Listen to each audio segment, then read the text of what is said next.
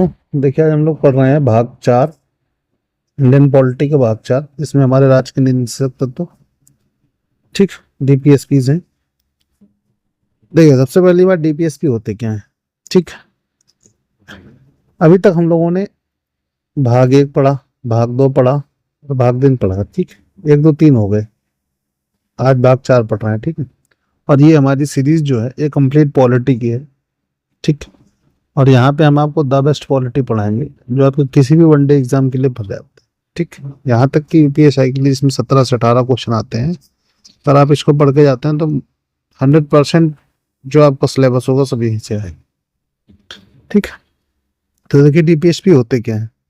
यह भी एक प्रकार का विशेष अधिकार है जो राज्यों के अनुसार प्रदान किया जाता है। ठीक, वो मौलिक अधिकार जो थे वो कंपलसरी थे। ठीक, कंपलसरी थे, लेकिन ये कंपलसरी नहीं है। ठीक, ये राज्य खुद प्रदान करते हैं अपने नागरिकों के लिए। ठीक है, इसका उद्देश्य होता है यह एक राज्य को कल्याणकारी बनाता है, कमजोर वर्गों का अधिक ध्यान रखता है। ठीक है, इसकी पहली मांग जो हुई थी वो इंडियन नेशनल कांग्रेस के कराची सत्र 1931 में हुई थी, जिसमें देश के अध्यक्ष सरदार वल्लभ भाई पटेल। पहली बार लागू हुआ 1935 के अधिनियम में। और एक चीज, 1935 के अधिनियम में केवल डीपीएसपीज थे, मौलिक अधिकार नहीं थे। ठीक, इससे जो संबंधित समिति वो सप्रो समिति है। ठीक, 1945 में बनी थी। ये जो आयरलैंड से लिए गए हमारे भारतीय संविधान में, आयरलैंड के आर्टिकल 45 में है, और आयरलैंड में भी स्पेन से लिए गए हैं। सबसे पहले स्पेन में थे, स्पेन से आयरलैंड में लिए गए, आयरलैंड से हमारे भारतीय संविधान में लिए गए। ठीक है, भारतीय संविधान के भाग 4 आर्टिकल 36 से 51 के बीच में है। ठीक, इसमें 3 तरीके के सिद्धांत हैं। ठीक, एक उदारवादी, उदारवादी वो होते हैं जो सबके लिए एक समान समाज का निर्माण करते हैं। उसमें आर्टिकल 44, 45, 48, 48 से 49, 50 और 51 आते हैं। ठीक, गांधीवादी सिद्धांत जो है उसमें 40, 43 बी और 46, 47, 48, इसमें सत्ता विकेंद्रीकरण और ग्रामीण विकास है गांधीवादी सिद्धांत में। समाजवादी सिद्धांत जो है उसमें आर्टिकल 38, 39, 41, 42, 43 ए, 47 से प्रत्येक वर्ग की भलाई के लिए होते हैं। ठीक है, बाकी ये सारे आर्टिकल हम आगे पढ़ेंगे क्या है क्या नहीं। अब देखिए हमारा पहला आर्टिकल जो है आर्टिकल 36, टीपीएसपी की परिभाषा तथा एक राज्य पर उनके अनुप्रयोग। ठीक है, इसमें परिभाषा दी गई हुई और एक राज्य कैसे अपने नागरिकों पर इनका प्रयोग करेगा वो दिया गया हुआ है। ठीक है, आर्टिकल 37 दिया गया है डीपीएसपी गैर न्याय संगत होंगे, वाद योग्य नहीं होंगे, आप इनको लेके न्यायालय नहीं जा सकते। कुल मिला के बात ये है। ठीक है, आर्टिकल 38 जो है, राज्य का यह कर्तव्य है कि वह समाज में आर्थिक, राजनीतिक और सामाजिक न्याय उपलब्ध कराए। आर्थिक 3 तरीके के न्याय की बात की गई है, आर्थिक, राजनीतिक और सामाजिक। ठीक है, ये क्वेश्चन आया हुआ है, इंपॉर्टेंट क्वेश्चन है। इसमें एक ऑप्शन और दे देगा, पूछे कौन से किस न्याय की बात भारतीय संविधान में नहीं की गई। ध्यान रखिएगा, आर्थिक, राजनीतिक और सामाजिक न्याय की केवल बात की गई है। ठीक है, आर्टिकल अगला देखिए 39 है, एक राज्य के कल्याणकारी होने का प्रावधान। क्या क्या है ये देखिए। 39 का ए जो है सबके लिए रोजगार का साधन उपलब्ध कराना, सार्वजनिक संपत्ति पर सबके लिए होनी चाहिए अधिकार। ठीक है, धन केंद्रीकरण रोकना, महिला और पुरुषों के लिए समान कार्य समान वेतन। ठीक है, श्रमिकों के अधिकारों की रक्षा, महिला और बच्चों के लिए बेहतर समाज का निर्माण। ठीक, मतलब इसकी शॉर्ट ट्रिक मैं आपको बता दे रहा हूँ। इसकी एलडीसी गया पीएचसी। ठीक, एलडीसी का मतलब देखो, एल में एल हो जाएगा लिवलीहुड। ठीक, लिवलीहुड का मतलब होता है रोजगार। ठीक, आजीविका। एलडीसी, डी मतलब क्या होता है, डिस्ट्रीब्यूशन, सार्वजनिक संपत्ति के सब में डिस्ट्रीब्यूशन होना चाहिए। ठीक है, सी मतलब है सेंट्रलाइजेशन, संकेंद्रीकरण। ठीक है, एलडीसी गया पीएचसी, पी का मतलब है महिला और पुरुषों के लिए समान, मतलब सेम पेमेंट, महिला के लिए पुरुष के लिए भी एक काम के लिए। ठीक है, पेमेंट। एच, एच क्या होता है, श्रमिकों के अधिकारों की रक्षा।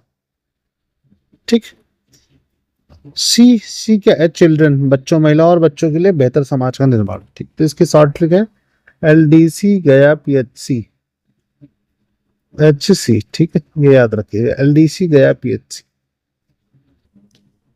अब देखिए आर्टिकल 40 है गांधीवादी सिद्धांत। ठीक, इसका उद्देश्य था सत्ता में विकेंद्रीकरण, सत्ता में विकेंद्रीकरण का मतलब है कि ज्यादा से ज्यादा लोग प्रशासन का हिस्सा बने।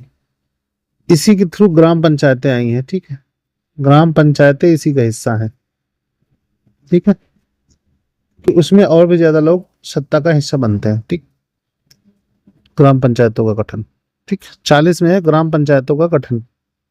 45 है राज्यों का यह कर्तव्य है कि वह विशेष वर्गों जैसे बेरोजगार, दिव्यांग, वृद्धों और बेरोजगार के का रोजगार का अवसर दे। मतलब कुल मिला के विशेष वर्ग जैसे बेरोजगार, दिव्यांग, वृद्ध हैं, इनके लिए रोजगार का अवसर दे, ठीक। 41 में 42 कामगारों के लिए मानवीय दशा का उपलब्ध कराना। मतलब जहां पे काम कर रहे हैं लोग, मजदूर जहां पे काम कर रहे हैं, वहां पे मानवीय दशा होनी चाहिए। अब ये नहीं कि नहीं पता चल रहा है कि नहीं काम करने के बाद जीना मुश्किल है और वहां काम करवा रहे हैं आप, ये चीज कुल मिला के। आर्टिकल 43 है मजदूर वर्गों के हितों की सुरक्षा राज्य की जिम्मेदारी है। कुल मिला के जो मजदूर वर्गों के हित होंगे उनकी सुरक्षा राज्य की जिम्मेदारी है, राज्य का कर्तव्य है कि उनकी सुरक्षा करेगा, ठीक। आर्टिकल 44 है समान नागरिक संहिता। समान नागरिक संहिता यह होता है इसके अनुप्रयोग से समाज सभी वर्गों के लिए बराबर होगा कानून की नजरों में, ठीक। यदि यह लागू होता तब धर्म आधारित कानून कार्यरत नहीं होंगे। अगर समान नागरिक संहिता, ठीक, यूनिफॉर्म सिविल कोड, इसको कहते हैं यूनिफॉर्म सिविल कोड, ठीक, अगर ये लागू हो जाता है, ठीक, तो कोई भी धार्मिक कानून लागू नहीं होगा, ठीक। और इसको सबसे पहले लागू किया था गोवा ने, सबसे पहले गोवा में लागू हुआ था। अभी 2025 में उत्तराखंड ने लागू किया है इसको, ठीक है। अगला क्वेश्चन है, आर्टिकल है हमारा 45। राज्य का कर्तव्य है कि वो राज्य में शिक्षा के अधिकार को बनाए रखें। शिक्षा का अधिकार 0 से 6 वर्ष के बच्चों के लिए निःशुल्क था, ठीक है ना। लेकिन अब इसको 86वें संविधान संशोधन 2002 द्वारा 0 6 से जो वर्ष थे उसको 14 वर्ष तक कर दिया गया है, ठीक है। ध्यान रखिएगा संविधान संशोधन पूछा जाता है, 86वें संविधान संशोधन 2002। अगला क्वेश्चन, अगला आर्टिकल है कमजोर वर्गों के लिए राज्य द्वारा विशेष उपबंध। ये आर्थिक और शैक्षणिक बेस पे है, ठीक है। SC ST और OBC आर्थिक और शैक्षणिक उपबंध होंगे, ठीक है। कमजोर का जो बेसिस होगा यही है, ठीक है। आर्टिकल 47 है राज्य का कर्तव्य है कि वह नागरिकों के स्वास्थ्य का ध्यान रखे। एग्जाम्पल जैसे नशा बंद करे, शराब बंद करे, ठीक है। स्वास्थ्य है 47 में। 48 में राज्य का कर्तव्य है कि वह पशुपालन और कृषि क्षेत्र का विकास करे, ठीक है। आर्टिकल 49 है राष्ट्रीय महत्व की स्मारकों, सामाजिक क्षेत्रों, सार्वजनिक क्षेत्रों की सुरक्षा करना राज्य का कर्तव्य है। स्मारकों और सार्वजनिक क्षेत्रों की रक्षा करना राज्य का कर्तव्य है, ठीक। आर्टिकल 50 है न्यायपालिका और कार्यपालिका पृथक हो। मतलब न्यायपालिका और कार्यपालिका दोनों अलग अलग हो, ठीक है। आर्टिकल 51 है अंतरराष्ट्रीय स्तर पर शांति और सुरक्षा राज्य की जिम्मेदारी होगी, ठीक है। ये हमारे आर्टिकल सारे खत्म हो गए DPSP की, ठीक। 51 तक थे जो। अब हम देखेंगे DPSP में संशोधन, ठीक है। DPSP संशोधन 42वां संविधान संशोधन 1976 में हुआ। इसमें 4 DPSP में प्रभाव आया। इसमें आर्टिकल 39 आर्थिक समानता पर अधिक प्रभाव पड़ा, ठीक है। आर्टिकल 39A निःशुल्क विधिक सहायता, एक आर्थिक सहायता है 39 में, 39A में है विधिक सहायता, निःशुल्क विधिक सहायता, ठीक है। मतलब कुल मिला के फ्री, मुफ्त का अधिवक्ता, ठीक, जो कि सरकारी अधिवक्ता मिलता है हम लोगों को मुकदमा लड़ने के लिए, ठीक। 43A में क्या है उद्योगों में मजदूरों का प्रबंधन, ठीक। आर्टिकल 48A है पर्यावरण सुरक्षा। ये जोड़ा गया था किसमें, ये जो आपका राज्य का कर्तव्य पशुपालन और कृषि क्षेत्र है इसमें जोड़ दिया गया था, ठीक है। दूसरा संविधान संशोधन 86वें संविधान संशोधन 2002 है जिसमें आर्टिकल 45 में इफेक्ट आया और शिक्षा का अधिकार में जो बच्चों की उम्र 0 से 6 वर्ष थी उसको 0 से 14 वर्ष कर दी गई, ठीक है। 97वें संविधान संशोधन 2011 जो हुआ उसमें 43B में इफेक्ट आया और सरकारी समितियों का निर्माण हुआ, ठीक। सहकारी समितियों का निर्माण है। अब देखिए DPSP का प्रभाव क्या होता है और FR मतलब ये होते हैं हमारे मौलिक अधिकार, ठीक, मौलिक अधिकार, फंडामेंटल राइट्स। अब देखिए DPSP का प्रभाव नागरिकों पे पॉजिटिव पड़ता है, राज्य भी पॉजिटिव पड़ता है और सरकार भी पॉजिटिव, मतलब ये तीनों के लिए फायदेमंद ही है। ठीक। लेकिन जो हमारे मौलिक कर्तव्य हैं, मौलिक कर्तव्य नागरिक के लिए तो फायदेमंद है, देश के लिए फायदेमंद है, लेकिन सरकार के लिए नुकसानदायक, क्योंकि सरकार इस चीज के लिए प्रतिबद्ध है कि वह मौलिक अधिकारों की रक्षा करेगी। जब मौलिक अधिकारों की रक्षा करेगी तो सरकार का नुकसान होगा। ठीक। तो ये हमारे आज तक यहीं रहेंगे, आज तक की क्लास हम लोग यहीं तक रखेंगे। डीपीएस भी हमारे समाप्त हो गए। ठीक। अगले क्लास में हम लोग पढ़ेंगे मौलिक कर्तव्य। ठीक। मौलिक कर्तव्य पढ़ेंगे। ठीक है, तब तक के लिए चलते हैं। Take care, bye bye.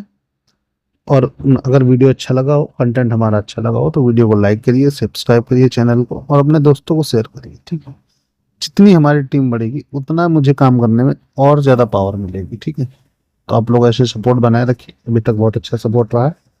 मिलते हैं अगले वीडियो में, तब तक के लिए बाय बाय, टेक केयर।